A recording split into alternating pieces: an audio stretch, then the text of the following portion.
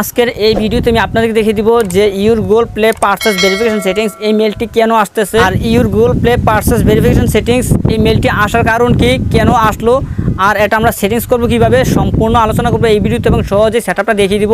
এই জন্য আপনাকে সম্পূর্ণ ভিডিওটা মনোযোগ দিয়ে কন্টিনিউ করতে হবে।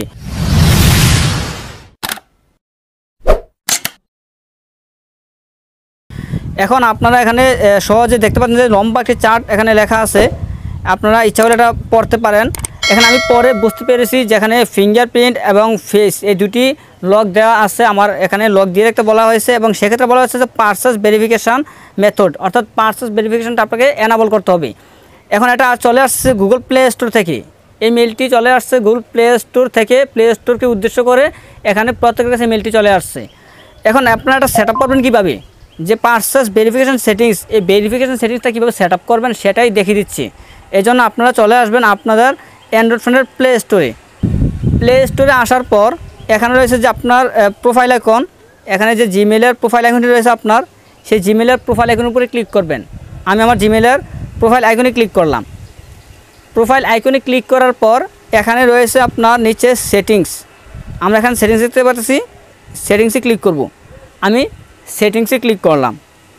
সেটিংসে ক্লিক করার পর এখানে আমরা পেয়ে যাব যে পারচেজ ভেরিফিকেশান, এখানে ক্লিয়ার লেখা আছে যে পারচেজ ভেরিফিকেশান। আমরা এখানে পারচেজ ভেরিফিকেশান ক্লিক করলাম। এখানে ক্লিক করার পর এখানে রয়েছে যে বায়োমেট্রিক ভেরিফিকেশান, এখানে রয়েছে বায়োমেট্রিক ভেরিফিকেশান, এটা আমরা এনাবল করে দিব। এই বায়োমেট্রিক ভেরিফিকেশান এখানে এনাবল করে দিব। আমি এখানে এই এনাবলে ক্লিক করলাম, অর্থাৎ এটা পারমিশন দিতে হবে আপনাকে, এটা অফ করা আছে, এটা আপনার অন করতে হবে। যেহেতু এটা অফ করা আছে, এটা আমি অন করার জন্য আমি এখানে ক্লিক করলাম।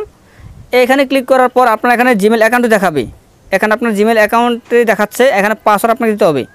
এখানে আপনাকে পাসওয়ার্ড দিয়ে এটাকে এনাবল করতে হবে। আমি পাসওয়ার্ড দিয়ে দিচ্ছি। পাসওয়ার্ড দেওয়া কমপ্লিট হয়ে গেলে এখানে রয়েছে ওকে, ওকেতে ক্লিক করব। আপনারা সঠিক পাসওয়ার্ডটি দিবেন। পাসওয়ার্ডটি দেওয়ার পরে এখানে ওকে রয়েছে, ওকেতে ক্লিক করলাম। দেখেন ওকেতে ক্লিক করার পর এখানে যে আমার বায়োমেট্রিক ভেরিফিকেশনটা এখানে এনাবল হয়েছে, দেখেন এখানে এটা চালু হয়ে গেছে, এটা অফ ছিল, এটা অন করা হয়ে গেছে। এখন আপনাদেরকে আমি বুঝিয়ে দিচ্ছি যে বায়োমেট্রিক ভেরিফিকেশনটা এনাবল করার কারণ কি, আর আমাদেরকে যে পারচেজ ভেরিফিকেশন করতে বলা হচ্ছে এটা কেন করেছি, আর এখানে আমরা এটা এনাবল করার কারণ হচ্ছে এটাই। আমরা প্লে স্টোরে আবারও চলে আসলাম। চলে আসার পর এখানে সার্চ অপশনে গিয়ে আমরা যখন কোনো প্রফেশনালি অ্যাপস ইনস্টল করতে যাই, সেক্ষেত্রে আমাদেরকে পারচেজ করতে হয়, অ্যাপস ইনস্টল করার জন্য টাকা দিতে হয়। এখানে আমি একটা আপনাদেরকে অ্যাপস ইনস্টল করে দেখিয়ে দিচ্ছি। যেমন আমি এই অ্যাপসটা ইনস্টল করতে গেলে এখান থেকে আছে বিডিটি 1300 টাকা।